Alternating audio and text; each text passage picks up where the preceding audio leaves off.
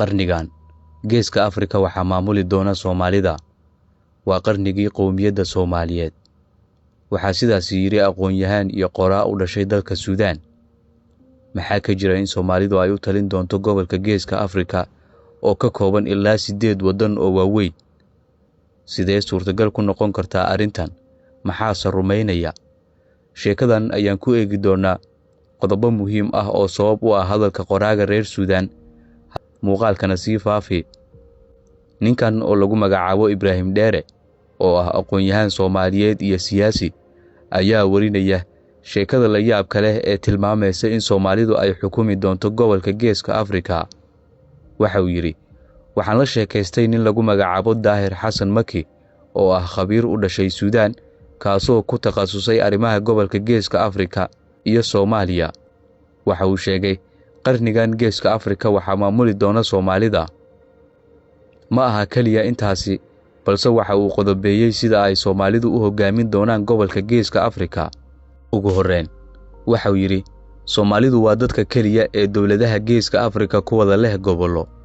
Waxa uu tusaale u soo qaadanayaa dalalka Kenya iyo Itoobiya iyo Djibouti oo ah dal qowmiyadda Soomaalidu ay xukunto imika. Aqoon-yahankan u dhashay Suudaan waxa uu yiri, yaa ii sheegi kara qowmiyad kale sida Oromada, Kikuyaha ama Amxaarada kuwaasoo gobollo ku leh dhammaan dalalka geeska Afrika? Jawaabtu waxay noqonaysaa ma jirto.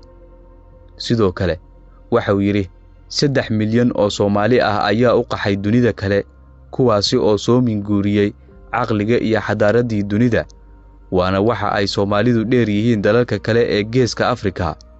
Waxa uu ku daray intaasi in ay madax ka noqdeen wadamadii ay tageen ee Yurub iyo Ameerika. Waxay ka mid noqdeen Koongareeska Mareykanka ilaa ay wasiiro ku soo baxeen dalalka Kanada iyo Yurubta bari. Qodobada uu cuskanayo waxaa ka mid ah in Soomaalidu ay ka daaleen dagaal iyo qalalaase gudaha ah halka wadamada kale ee geeska Afrika ay qarka u saaran yihiin dagaal sokeeye. Waxa uu tusaale u soo qaatay dalalka Kenya iyo Itoobiya oo uu ku tilmaamay bulsho baahi u qabta in ay fooda isdaraan. Intaasi waxa uu ku daray in dhaqaale badan oo xoog leh ay sameeyeen Soomaalidu marka loo eego shirkadaha iyo ganacsiyada gaarka loo leeyahay ee private-ka loo yaqaan.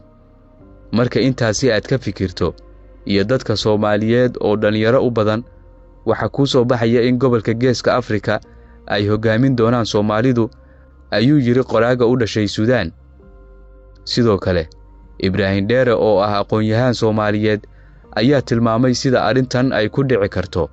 Waxa uu yiri, Soomaali kasta meesha ay joogto, haddii ay tahay Itoobiya, Kenya, Djibouti, Uganda iyo meel kasta, ha ku dadaasho sidii hoggaanka ugu sarreeya u hanan lahaayeen.